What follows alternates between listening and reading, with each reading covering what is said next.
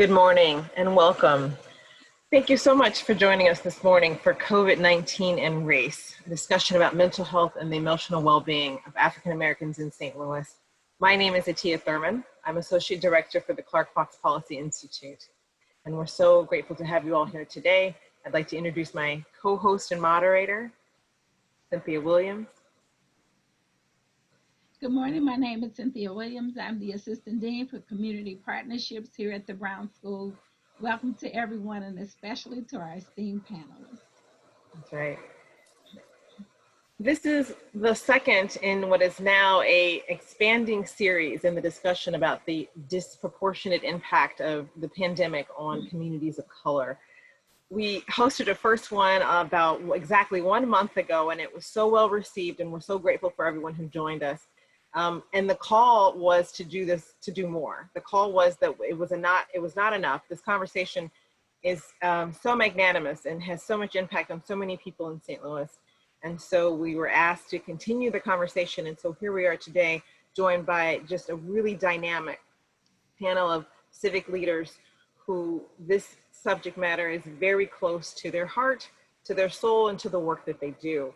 Before we meet our panelists, I just want to, all of you are here today, I'm assuming, because you really do understand and you're a little all too familiar with how the pandemic is exacerbating and amplifying conditions for Black people that already existed for a long time. And so when we hosted our first conversation, there was an emphasis on what the data was showing us. And now the story, the data was showing us the death rate and the hospital rate and the infection rate being so much higher for African Americans.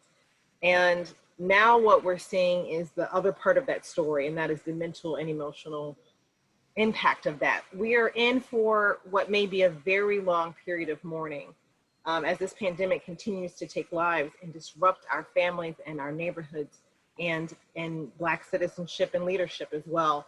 And so we're turning our attention to look at the mental health and emotional needs of Black St. Louisans. I want to also just quickly thank the Clark Fox Policy Institute and the Brown School for their sponsorship of this series. And once again, I want to thank our esteemed panel for joining us today. Back to you, Cynthia. Thank you, Atia. I'm going to jump right in and ask our panel to introduce yourself, please, by sharing your pre-COVID-19 leadership responsibilities and how the pandemic has changed your role, the role of your organization, or your work in response to this epidemic, to this pandemic. I'll start with you, Vetta, please. Okay, so I am a faculty member at the Brown School. I currently serve as Associate Dean for Diversity, Equity, and Inclusion, but I also am co-director of the Institute for Public Health, Center for Community Health Partnership and Research, and that's probably where my post-COVID activities have been most substantial, participating with our team there to provide support to our community partners as they attempt to cope with COVID-related issues, making sure that they have access to accurate, up-to-date information that they can share with their constituencies, trying to facilitate increased education and outreach, answering and fielding questions through the Institute, but also as the Institute, a variety of centers at the Institute have gone about doing their work, trying to facilitate their ability to link with organizations in the community that need or request support from those various centers. Thank you, Vetta. Heidi, would you go next, please? I'm a primary care doctor at a community health center in St. Louis called the Family Care Health Centers. And post-COVID, we are still treating diabetes and congestive heart failure in addition to COVID through telehealth. I'm also honored to serve as the medical director for the St. Louis Regional Health Commission and Gateway to Better Health. And same, we are trying extremely hard to secure access and are covering telehealth, even phone-only telehealth, to Gateway patients, both for primary care needs, specialty needs, substance use needs. And then I have the honor of working with Bethany Johnson-Javois at the IHN, and I'll turn it over to her, but we've been working on transitions of care, and as she has said, the whole definition of transitions of care now that folks are home is totally transformed. So Bethany, I turn it to you. Sure. Thank you, Heidi, and good almost afternoon. Not yet. Okay. Good morning still to everyone. I have at least 3 identities post-COVID. Not much has changed in terms of those. My first one is CEO of the St. Louis Integrated Health Network, as Heidi was speaking to. The second is as Associate Pastor of Monument of Faith in the Pentecostal Movement of Church of God in Christ, and one of many caregivers of my octogenarian parents who are at home, alive and well, and that is our priority. And my fourth identity is the little sister of one of our moderators, Cynthia Williams. Happy to be with you all today. Good morning. Thank you. Rebecca, and you're on mute. Good morning, everyone. Good morning. Almost afternoon, as Bethany said. I too wear many hats, so I think we have this in common. I am the founder of an organization called Emerging Wisdom, which is committed to advancing personal, organizational, and social transformation. I am best known in this community as someone who facilitates sort of multi-stakeholder transformation efforts, things that are too big for any single institution to do by itself, and requires multiple institutions to align and coordinate around in order to advance transformation. I am also, though, founder of an organization called Empower Institute, which is a center for community healing and well-being that tends to the core and the conditions of people who are endangered by our systems and structures and ways of life that are maladaptive. And I am founder of the Black Healers Collective, a group of change agents, transformers, rebels, and healers, community healers, all of whom are committed to the well-being of African diaspora peoples wherever we are. So I wear many hats. In this particular crisis, all of those hats got activated. And so I am leading community outreach and engagement for Prepare STL, which is a joint campaign of a number of community partners, including Alive and Well, Integrated Health Network, Regional Health Commission, St. Louis Community Health Worker Coalition, and our St. Louis City and County Health Department that is focused primarily on providing information and resources to those who are disproportionately impacted by COVID-19 in our region and by the adverse social and economic impacts that arise. And in our minds, that happens to be African Americans, as you all know, and people of color, specifically foreign-born immigrants and refugees. So that is the work that I get to do in this context, is to really help lead community outreach and engagement there. And I am on the leadership of the regional response team, which is being led by Dr. Jason Purnell and a team of 6 others of us who are looking at how social service agencies can coordinate to better address the needs of those who are most vulnerable in a 5-county area. So it includes 2 counties in Illinois, St. Clair and Madison County, and it includes on the west side of the river, St. Louis City, St. Louis County, and St. Charles County. So I'll stop there. Thank you so much, and thank you for your leadership. I'm going to go and jump into the next question that I have for you. In addition to the higher rates of infection and fatality in Black and Brown communities that are experiencing war-like impacts, including grieving, the sudden and devastating losses of community pillars and public servants, beloved family members, and in addition to that, not being able to grieve the losses due to the lack of traditional, cultural, communal, and spiritual practices, I'm going to ask our panelists if you would respond. I'll begin with first Bethany or Vetta, please. Based on what we've learned about the impact of COVID-19 on the communities of color, specifically the Black community in St. Louis, please highlight the impact of COVID-19 in specific communities, geographic areas, including the number of deaths disaggregated by race. Bethany, I'll let you go first. and talk about, do you want to talk about the city, and then I'll pull in and talk a bit about the county or areas that you miss?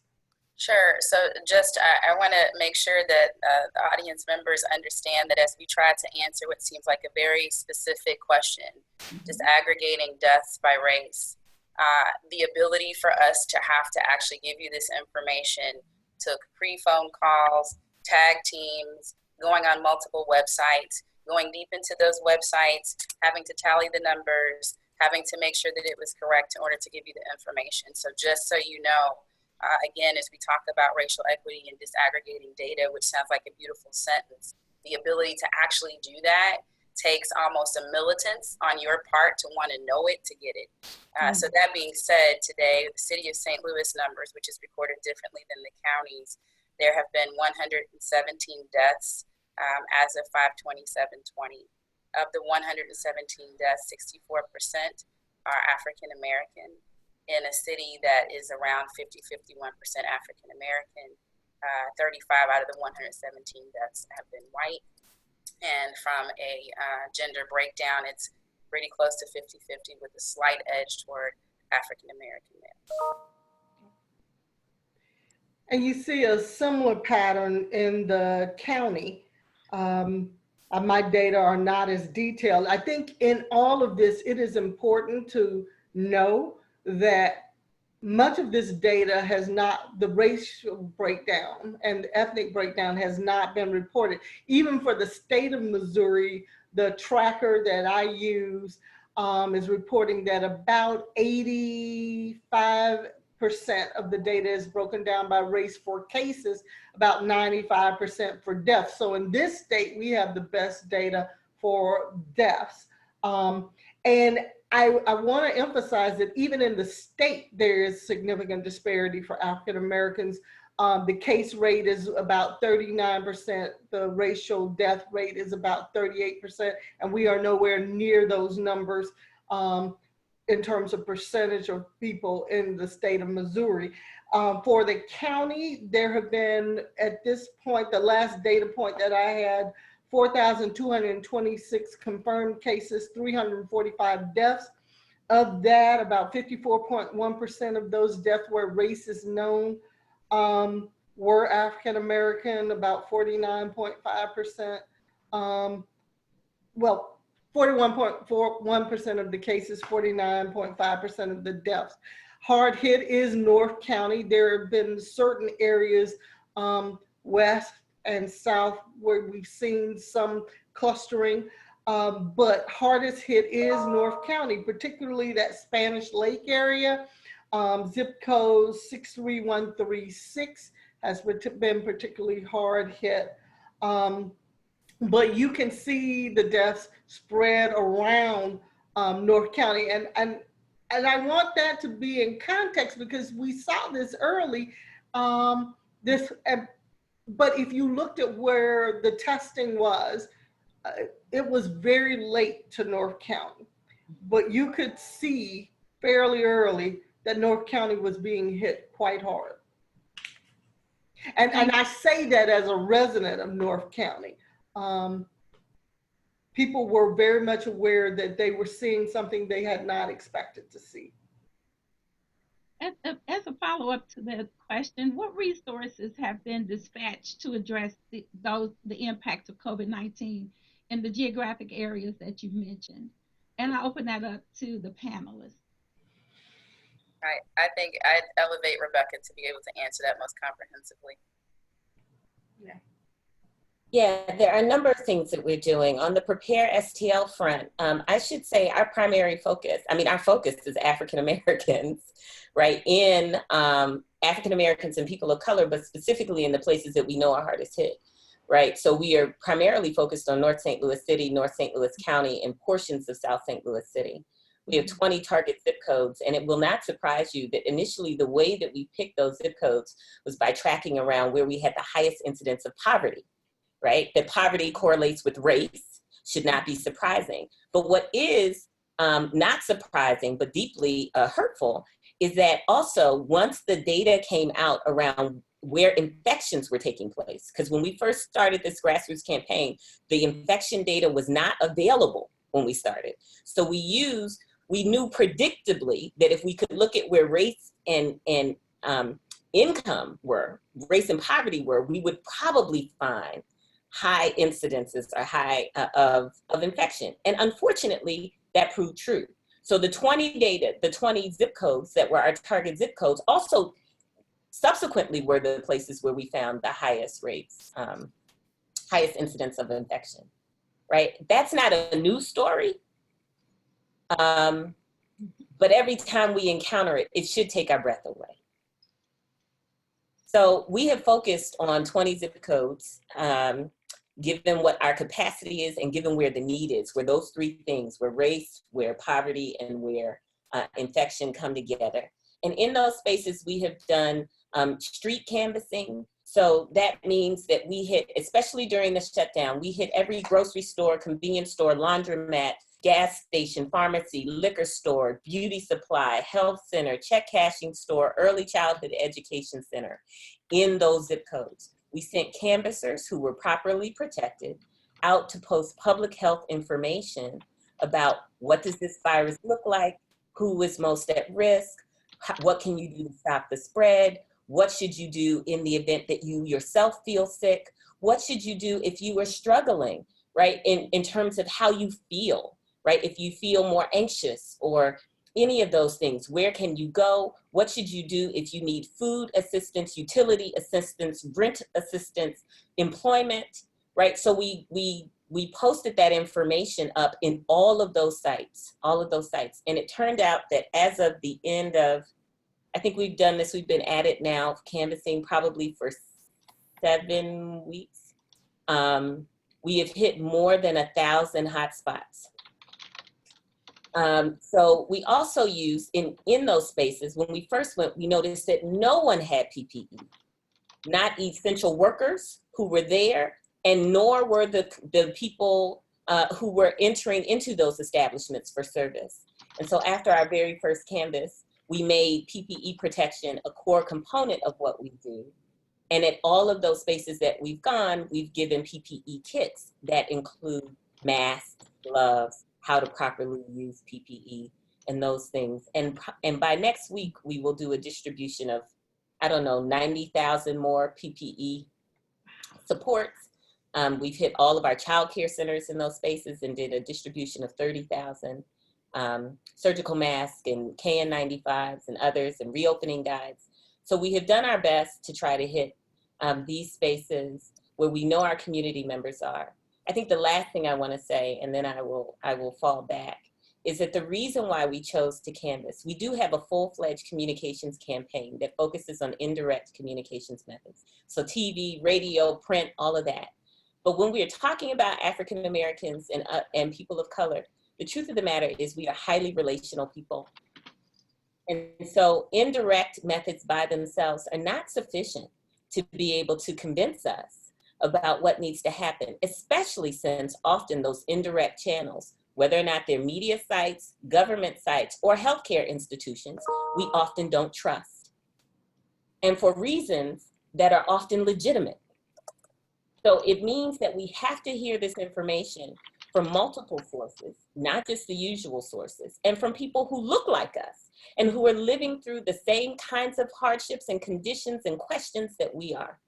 And then the last thing that I will say about that is that our canvassers, we call them community advocates. They are absolutely wonderful because they raised their hands in the midst of this pandemic. We've had close to 200 of them now to go out and to help post information. And as a token, we give them a gift card. And through our gift card supports, by the time we are done, we will have distributed more than or close to about $100,000 in direct income support and economic relief to our canvassers who are experiencing the same challenges, instability, and uncertainty as the rest of our community members are. So those are some of the things that we have been doing to really address this issue. Rebeccah, I'd like to say thank you to you, to everyone at the regional response team, and all of the sponsors and the collaborators, and especially to the frontline responders who've been in the community, making sure that our communities are cared for. I want to say thank you. I want to pivot just a little bit though. We were talking very much about how the COVID-19 is having the effects on our communities, our bodies, our families. But I want to talk a little bit about the effect on our mental health and emotional well-being. If maybe Bethany or Vetta wants to talk about what are we seeing? So we've talked about the data around infection rate, around hospitalization, around death, and we're even looking now at the economic impact. But I'd like to talk a little bit about what's happening in the space of mental health, behavioral health, and emotional health for Blacks in St. Louis because of the pandemic. Well, I'll go ahead and say what I've observed and what I've been hearing from my colleagues in behavioral health.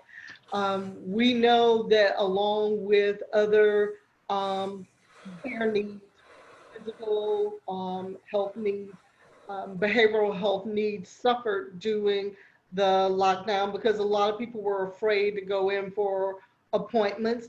It took a couple of weeks for behavioral health to have the permissions and for everyone to set up to continue to do the telehealth with their clients to support them. And then you had to convince clients that it was okay and to participate. In the interim, people tried to do telephone more than the sort of the Zoom visual, but that's not the same as what they were used to, and people were struggling. We know that we've seen increased reports and rates of anxiety, increasing depression, worry, fear, anger. It has contributed to an increase in domestic violence. We know that the calls for child abuse dropped. Some people see that as a good sign. That's usually not a good sign. It simply means that people who would be available to detect and maybe help to get support for children who were in danger were unable to do that. And so we know we probably got upticks there. But we know that's probably true because we even had families who were expressing that they were having difficulty because they were trying to manage work, manage children who were not in school, taking on the care of family members who might be ill, and they were stressed. And stressed parents without supports, because you are cut off from family and community supports in some instances, deeply affects people's ability to parent in ways that may be maximally supportive to their children. So we've seen social emotional consequences across the board. A number of hotlines developed to give people who aren't used to and weren't in the behavioral health system access. But that is enough for some. It is not enough for all. And we certainly don't have the capacity for everyone to reach out. And everyone didn't get the information. We did a self-care Zoom session last weekend for families and individuals in the Promise Zone. And it was interesting because people were saying they felt alone. They didn't know what was out there. They didn't realize as many people were feeling as they were feeling. So there was some comfort in just knowing, okay, maybe I'm not abnormal, maybe I'm dealing with and feeling what everyone else is feeling, but also that opportunity to find out that there are some additional resources that they could access. And I think we're going to have to deal with this long term and think about how we get more behavioral health resources out there for people to access. Not everyone wants to come every week, but when they need to access it, being able to access, have someone to talk to, problem solve with, just release with. Mm-hmm. Heidi, do you mind talking a little bit about how this is showing up in the health center that you serve? Yeah, I would add on that in addition to social and emotional manifestations, there are physical manifestations. So we've been trying to help patients remotely, and at times when it's medically necessary, bringing them in. I've seen more chest pain than I have before, and some of that is organic coronary artery disease that is a sign of an impending heart attack, and other times it's not heart ischemia, but rather it's a somatic manifestation of grief and misery and a need for support. And we're doing the best that we can, but patients are lonely and they are suffering, and there is a disproportionate portion affecting Black and Brown communities. So that is very obvious on the physical as well as the behavioral side. And I can speak to how we're addressing that, but let me defer to my colleagues first on the status quo. The one point that I wanted to share some statistics just for processing and discussion, they affect me deeply, and I thought it was appropriate to share today. Just in terms of thinking about emotional well-being and the assault on that for Black people and Black bodies. Black people are 3 times more likely than white people to experience death of multiple family members before turning 30. Black children are 3 times more likely to lose a mother than white children. Black mothers in St. Louis are 3.5 times more likely to have their baby die before their first birthday than white mothers. So we think about that compounded with as the summertime is upon us and violence and death become pandemic as well in our community, and the witnessing of community level trauma compounded by the individual trauma. When I think about as a Black woman, that somewhere, the economic engine of slavery still affects me and how I socialize grief, how I don't socialize grief. Slavery, women enslaved were told that being raped was acceptable. It was part of your life to have your baby taken from you as part of your life. And there was no time to grieve because you produced like an economic engine. And in some ways, it's not a whole lot that's different even in this era and generation. And so when I think about well-being, when I think about the impact of grief, many of us don't even have the privilege to grieve. We are told to keep moving, to keep going, to keep working, to keep smiling, to not be loud, to not show anger in this time. And so I just want to paint a picture of the depth of what is happening. Yes, COVID-19 is here, but the situation prior to COVID-19, particularly in St. Louis right now, it remains the same, if not amplified. Bethany, you just for one moment. Oh, I'm sorry. Yes. No, thank you, Bethany, for that framing. Right, it is so powerful. It's powerful enough for us to sit with for a moment. Mm-hmm.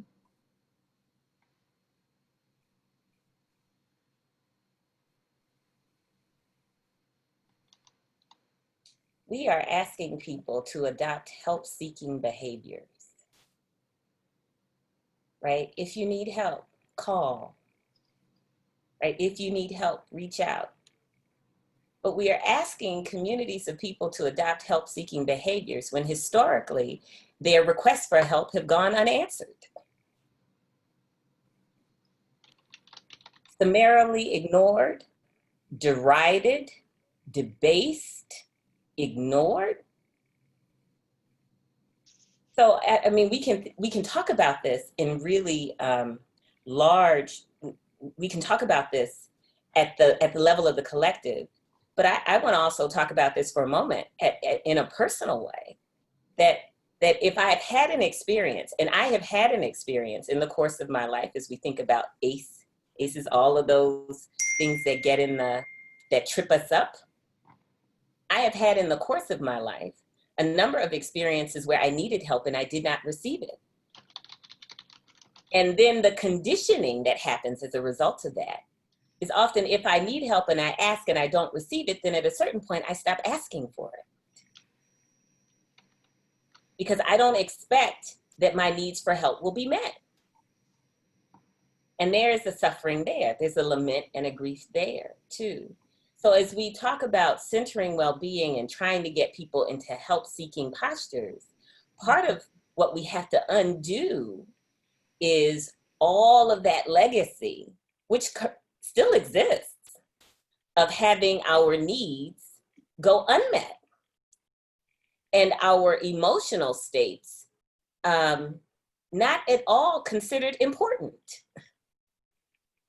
So when Bethany, when you root this in a conversation about slavery for a moment, no system that advanced slavery, and none of the individuals who were a part of that system, said, oh, well, let's check in with the enslaved to see how they're feeling. That wasn't a part of that process. And if we think that that's such a far stretch from being so long ago, I might ask us at large to consider which of our systems currently prioritizes the well-being, the emotional, mental, or physical well-being of African diaspora people. Which system? Our housing system, our healthcare system, our financial system, our transportation system, our education. Definitely not transportation system. Keep going. But right? None of them center as institutional priorities advancing the well-being of these populations of peoples. None. Rebeccah, I would challenge to say that it's not just a matter of not doing it, ignoring it, but systematically, the engines of oppression are still at work. They are so powerful that even as we're sheltering it at home, they are continuing to amplify racism. So it's not just that it has been overlooked.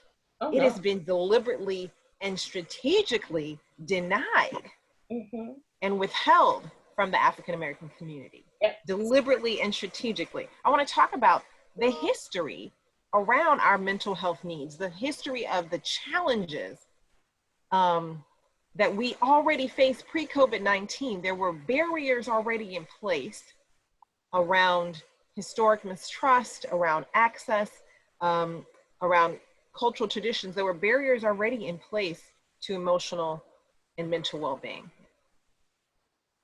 And now they've been amplified by COVID-19. But Rebeccah, you said something about, because one of the first things you said was, let's sit with this for a while. And I'm telling you, I'm over here having to do like yoga breaths for multiple reasons. Many people understand we're over here trying to catch our breath, literally, as breath is being taken from Black males, literally, as our people are on ventilators in hospitals, and we are trying to catch our breath right now. We are trying to show up for positions that are considered essential, frontline, high-risk positions that we are in. And at the same time, we are losing loved ones. Bethany, you said it, before pre-COVID-19, we had a higher rate of loss. Black babies, Black mothers, Black men. But let's pivot a little bit and talk about the loss we're experiencing right now from death. And the fact that all the buffers that we have created for ourselves and the traditions and the way that we mourn and grieve and support one another are really absent because of physical and social distancing. Yeah, I'll give you just an example from my own life. So, being part of the Church of God in Christ is one of the Black, strongest, biggest Pentecostal movements in the nation across the world. In one fell swoop, in Michigan, in Mississippi, in New York, we have lost 30 bishops, 2 of which were on the general board. There was no succession plan because there was no time for that. So the elders that you look to lead and to guide in moments like this are the ones that are taken. That doesn't even count the women and children and families affected, right, and the ravaging effects. And the way that mourning and grieving hasn't even happened. You know, I elevate to us to be thinking about when, you know, in PS, there is no such thing as going back to normal. So I think we need to set our expectations. We already understand that 2 and 3 years is our commitment to how we're going to have to think about the word recovery. But even in that point that I'm trying to make, that level of loss, we as institutions, we as leaders are going to have to think very differently about what grieving will look like when our employees come to us manifesting certain types of ways that they're showing up or not, or shutting down. Our policies for 2-day bereavement, I don't even know how are we going to deal with that? And the magnitude and the weight of actual loss. That isn't even talking about the other ways that loss is manifesting, right? So what I want to elevate is for us to start thinking about how we try to get ahead of this by thinking about, yes, we know ACEs studies, but ACEs studies are from decades ago that can't even incorporate the pandemic's impact on adverse child effects, right? So how are we going to start thinking about our future differently together? And now, especially as institutions who hire people and need to value people's grieving process, and elevate that and support what that's going to look like as good neighbors and good community members. I want to just mention for a minute. At first, I was going to click off because I'm quite emotional, but this impact is real. As Bethany, who's already been identified as my sister, as she talked about the personal impact of COVID-19 on Black communities, the loss of leadership of a 6.5 million member organization has been so distressing. And that's on a national level for us. On an emotional, on the more local level, we are constantly getting emails and text messages about leaders in our community who are dying in pairs, husband and wives, leaving their churches and family members. And so what I thought to click off to not show the emotion, I want to sit with that because it is very real and it is also paralyzing in some respects. I would assert that chronic bereavement is a public health crisis, just as much as violence and other things that we're talking about. And when we're talking about chronic, oh, Rebeccah, go ahead. No, I was going to say also that part of what helps us heal is to lean into things in a different way. One of the things that I know that is a part of our cultural and historical context is that we had processes for communal grieving. Part of the challenge is that we are living in a cultural context that privatizes grief. So we grieve alone. And I am so glad, Cynthia, that you did not turn off your screen. We actually need, part of the healing comes when we are able to collectively witness, experience, and encounter the thickness of emotion that comes with trauma. But because I want to interject a bit here because I think that some of us have the luxury of feeling and dealing with our emotions, acknowledging our emotions, and we've had that space. What I'm encountering in some spaces is the fact that some members of our community have been so burdened and overwhelmed that the response is numbing. They can't feel. And that's a different process because you've got to help people get to the place where they know that's what's happening to them and help them find the space so that they can acknowledge that emotion, process that emotion, and figure out where to go from there and how to cope with that without feeling like they will be lost in it, they can't survive it, because that's what often keeps people from it, because they know how thick it is. They know what they're confronting.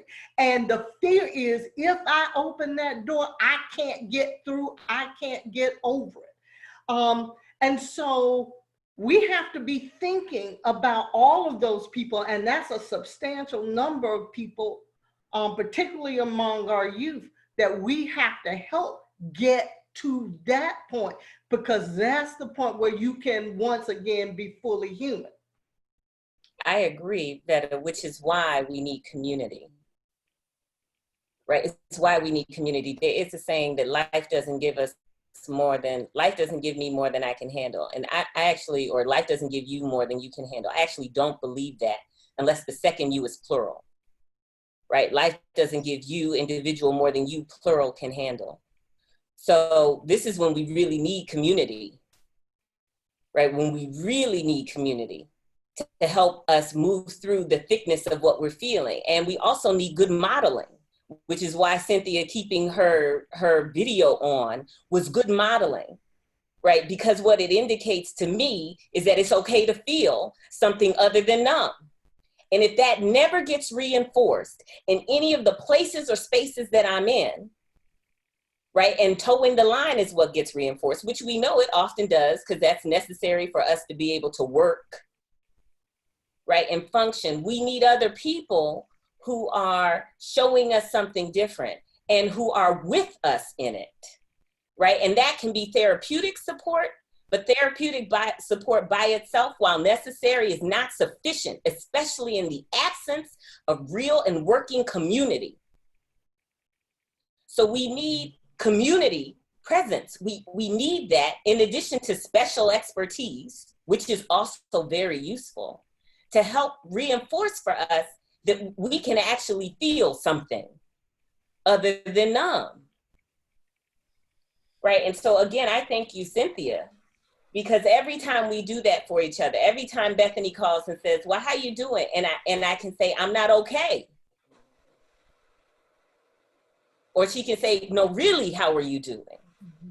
Right, it's an invitation for us to get to those deeper states of well-being and to get beneath the surface, to get beneath the mask that I have learned and been conditioned to wear as a condition of my survival. I masked up.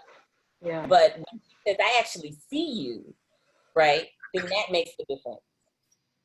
You know, we also I want to know, I'm sorry. Heidi, yes, go ahead, Heidi. We also know that without those relationships and communities, we turn into the physiologic human beings that we are. And when we're traumatized, we go right to fight, flight, or freeze.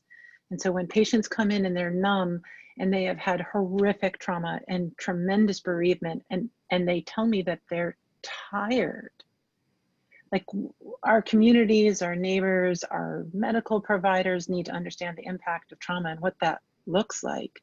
Because as you said, grieving is a privilege, and we need to understand how to help folks and to infuse trauma-informed care principles in each of our institutions and in our community settings. And that's what I want to talk about. We have some, before we turn to we have some guests who have questions and we want to get to their questions. But with a little bit of time we have left, because we know that this amount of time is not enough due attention to this challenge, to this this wave of devastation. You know, when Bethany says 2 to 3, like our timeline for recovery being 2 to 3 years, I'm gonna say it's 2 to 3 generations when we think about the loss of human life, the economic loss, the mental health effects on Black people are cumulative. So recovery, we haven't recovered from slavery. But I want to talk about strategies for recovery, for support, for building community. I want each panelist to talk about what we are doing now to cope and how we are supporting our community and who are our allies. Bethany, when you say how employee policies need to change, and when Rebeccah talks about the fact that we cannot reach out to each other physically, and so talk to each of us, each one of you, please talk about how we're coping and who can help. Who are the allies in this space?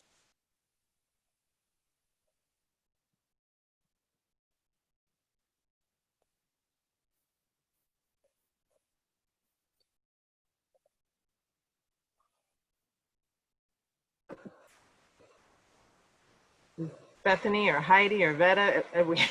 I can, so in terms of resources, we are doing as much as we can with telehealth. It is a limited tool. Please remember that. It is not created equal for everyone, but it is a tool that we are trying very hard to maximize to reach out to patients. I'm very grateful to the payers who cover telehealth by phone only for those patients who are unable to connect by video. So the region is working hard to connect with patients via telehealth, physical health, telehealth, mental health, telehealth, medication-assisted treatment for opioid use disorder, substance use disorder. We are trying extremely hard to work in a team and to figure out when do we dispatch a community health worker to go to the patient's home, or when is it the community health worker who first figures out that this patient needs a medical encounter. The Prepare STL initiative has been tremendous. We need the behavioral health response hotline has been highly utilized. United Way 211 has been incredibly important. And then just making sure that our community members and that our neighbors and that our essential workers have health coverage. We're all working really hard for that Medicaid expansion piece. That'll be in the ballot in August. I like to put some names to the WHO. So Ryan Smith, community health worker, Atara Estes, Sierra Walker, our fantastic generation of young Black and brown leaders that are coming up the ranks as community health workers. That infrastructure, we talk about the WHO is bridging the gap between the medical and the community. It's community health workers, it's community referral coordinators that are connected to hospital systems in people's most vulnerable moments, who are having conversations about trauma that is not showing up in the medical record, and thinking about the priorities of life and social determinants of health being addressed. Medical assistants are another unrecognized, invisibilized group of individuals and people who work in community, in health centers, in hospital systems that go unrecognized. So these are part of the WHO and the advocacy, since I see Clark Fox policy in front of me, is that this workforce, in particular CHWs, for 3 years, we have collectively across the state advocated to the Department of Health and Senior Services and others to sustain the workforce, to be able to have payment that health centers can actually tap into to hire this workforce. And we have been told no, that it's not a priority. Our managed care plans say they already have it, although they do it telephonically, and it's not the same. And so we need, if we know what's working, Prepare STL will not have spirit and soul without organizers, without community health workers working together, right? But in this pandemic, we're on soft funds. We continue to go from soft funds to soft funds when we have employers and infrastructure. So frankly, if we really want to do something about the equity gap and closing it, St. Louis, we're going to have to figure out how we're going to support our own CHW workforce and our own workforce, because the state has blatantly said to us that it is not a priority and it is not valued, because you pay for what you value in the United States of America.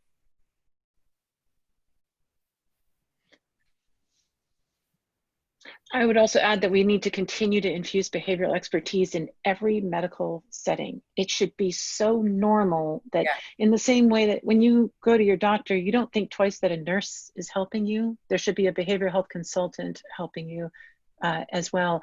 And that as trauma just ripples through the community, we need to be able to take care of patients and to normalize that behavioral health is physical health.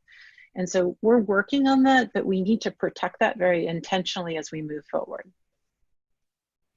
I think what I would like to add here, I'm now going to put on my Black Healers Collective and Empower Institute hat, because I understand the power and the importance of having dedicated expertise and having that expertise be ubiquitous, right, in order to really advance well-being. But what I want to say is that healthy communities have rituals and practices for maintaining their well-being, and do not rely on a subset of experts to maintain the health of the entire collective. That isn't me minimizing the importance of expertise. That is me saying, once again, while it is essential and necessary, it is not sufficient. We need community-based practice. Communities help communities be well, right? We have to decentralize that in some ways. That is to say, it has to be in the ether. And healthy communities have ritual, have practice, have program, have effort for maintaining the health and well-being of their members and the community at large.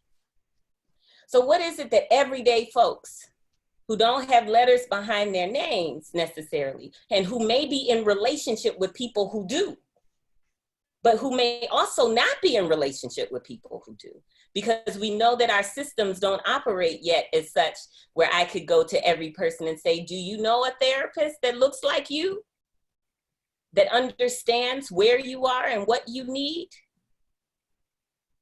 right? Until that day, we can support the development of our experts, yes, but we can also support the competencies and the practices of our community members.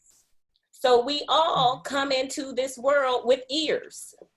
Let me just make it very simple. We come with ears. We have an ability to listen. We are wired in certain ways that we tend to be responsive to the emotions, including the emotional distress and the emotional excitements of those around us. Right? So what does that look like? For example, having listening circles. We can do this, right? And that circle doesn't have to be of strangers. That circle can be of the folks you know, where you jump on Zoom or jump on a phone and you listen to each other. I'm not asking you to dispense advice, but to deeply listen. How are you? What is going on? We cannot underestimate and undervalue the restorative power of real presence. And in this case, I'm not actually talking about physical proximity. I'm talking about emotional availability. I'm talking about moving out of chronos in the time to the kairos. It's the right time to pay attention to you. Like when we do that, we create an environment that supports healing and well-being just by doing that. So who can I be present with or to on this day? And when we engaged this with our Black Healers Collective, they decided to start a Black Artists Healing Circle and an Essential Workers Care Circle and a Politicizing Our Healing Circle and a Healing for the Healers Circle. These aren't people who are showing up because they have the answers. They're showing up because they wear these identities and decided that if they could be present, not only for themselves, but for others, something of value might happen. We can all do that. And several of I want to connect to what you just said. All of us have the power and the ability and the responsibility to each other to be in community in this significant and deep felt way.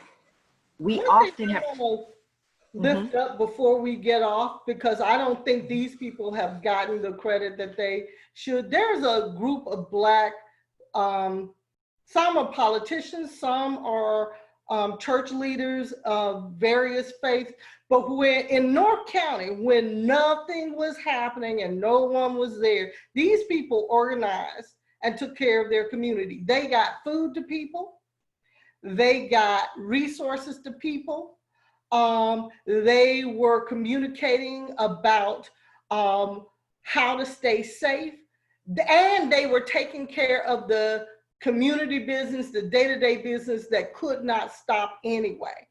And I think that's something we sometimes forget. There are people out here who have not had the opportunity to take a breath. They've made it go, all the day-to-day work continue, as well as taking care of their community. They stepped up with no support from county, state, anywhere. And I think they deserve to be commended. And they have, I think, the support and the trust of their communities. And I think we're gonna have to look to those leaders more and more, those localized on the ground leaders, if we want change, if we want real systems, we want the force to produce real change in these systems. Because when they can continue to aggregate and act as they did, I think that's going to help people to really change. And Vetta, some of our panelists are saying that that has been a role that has been typically held by faith communities for Black people. So our churches, our mosques, typically the faith communities have held this very centralized role in caring for people. And the panelists are asking questions about what now for the role of the church. Oftentimes it was very physical too. You came into, you came into spaces with one another to commune. And now that that is not available to us, there's been some questions and some comments about the role of the faith communities and in lieu of those. And I think Rebeccah gave us some really, some direction that we can take. Does anyone else want to say anything about that? Well, the church was never meant to be the community. The edifice and the walls with which we gather is a great option. But early ancient churches didn't have walls and stuff. They had 2 or 3 gathered, and they had the impetus to want to worship and the impetus to want to be called to higher. And I think that honestly, there's opportunity that COVID-19 has given us to think very differently about our missions, about our purpose, and how we engage with people's soul and spirit, right? Regardless of your denomination or your affiliation, everyone has soul and spirit. And the way that we are finding community and connectedness. And honestly, I hear a theme here I just want to center, which is stop looking to the external to fix the whatever. We are the help. We are those that everyone is being called to a higher purpose in this moment. And activating in your pain, your privilege, your process, whatever the P word is, right, and your power is what is most essential. We are not looking at the state in benevolence to fix it. Just like Vetta said, when community members are like, you know what, there's no Calvary coming. We are they, we are them. And we're gonna do that is when we see the difference in the zip code numbers change. So I think that is important. Thank you. As we get ready to wrap up, we're at the 11:01 hour. I just want to thank the panel and for our sponsors today. And I want you to know that if we had time, I would ask each of you, how are you doing? I'm concerned about each of you and how you are doing. And so if you can, we don't have time, but if you just take a moment to tell us, how are you doing? I'm deeply affected today. So I'm going to take it day by day. I am good today. I am in the midst of becoming, and I am being activated to deepen my roots into the fertile ground of what supports and animates my being, so that I can encounter the fires of life in ways that burn away that which does not serve me, and that aid and abet the transformation and emergence of that which serves life. Thank you, Rebeccah. Heidi, how are you doing? Struggling to connect with patients, peers, policymakers, and I'm trying to survive the silver linings. What are we learning right now? How do we use fresh eyes and the clarity of the need for equity, the intricate tie between economics and healthcare? How do we leverage that clarity and right now to actually improve processes later? That's keeping me going. Thank you. Vetta, how are you doing? You know, when you asked that question, it really crystallized something in my mind. I'm actually doing okay because I have a network that for whatever reason decided that I might not be okay, and they activated. And so I have had tremendous support from my community. And I sometimes have worried over the last few months that, you know, I've gotten more care than I've given, but people really sort of stepped up and have, I have to say, they've taken good care of me. And so I've been able to do the work I need to do and be okay. And I wish everyone had a network that just instinctively activated. Thank you. My Bethany, how are you doing? Because of the richness of my network, I have the privilege to be able to sit in my emotions and to feel them and to not be afraid of that and to be able to cry and praise and open my mouth when I need to or sit in silence when I need to because of how large and how awesome the relationships in my life are. Atia, how are you doing? Oh, Cynthia, don't ask that. When it's COVID-19 and your 68-year-old mother is in the hospital with cancer and every visit is, you know, the whole process so that you don't bring this home or expand it to your 16-year-old son who has an underlying condition and you can't, you know, embrace the people who want to embrace you, but you find a way, right? And I don't ever want the resilience and the power of Black people to be the excuse for these burdens to continue to be levied against us. It is our resilience does not justify the continuation of systemic oppression and racism. So do not take for granted that we are breathing and we are living and we continue to show up for our community. Don't take it for granted. Don't take the essential workers for granted. Yeah. Like the majority of the faces on the screen are Black women. Oh, yeah. And look at Heidi representing the solidarity and Gary representing solidarity. Right. But there is a majority face on this screen. And there's one thing to be unconscious bias, but it's another thing to be intentionally blind. Mm-hmm. And I think the issues of this week, it's not just COVID, but the incidents, because one of the things that really struck me is even in the midst of a pandemic, you do not get relief from the racism that is America. And it's too deeply embedded to take a break in the midst of all that we have to deal with. And that acknowledging that and having the conversation about that. If this does not trigger some activity to reform some of these systems that are the worst actors, because they're all actors, but the worst actors, we're missing an opportunity. I know some people, oh yes, Rebeccah, go ahead. I was going to say, can I just add to what Vetta said, just an exclamation mark about this 400-year pandemic we call structural racism in America, right? In the United States of America, because if I were to be more broad about the Western Hemisphere, it's a longer period of time that we are operating within a pandemic, in the midst of a pandemic. We have compounded pandemics. Yeah. And that is a cause for grieving. And in the grieving, let us use this experience with COVID to grieve not only COVID, but more deeply that which needs to be grieved. We grieve because what we love, we lose. We grieve that. Let's make room for that. We grieve because there are places within us that have not known love on these shores. We grieve because we experience daily the sorrows of a world that rejects us.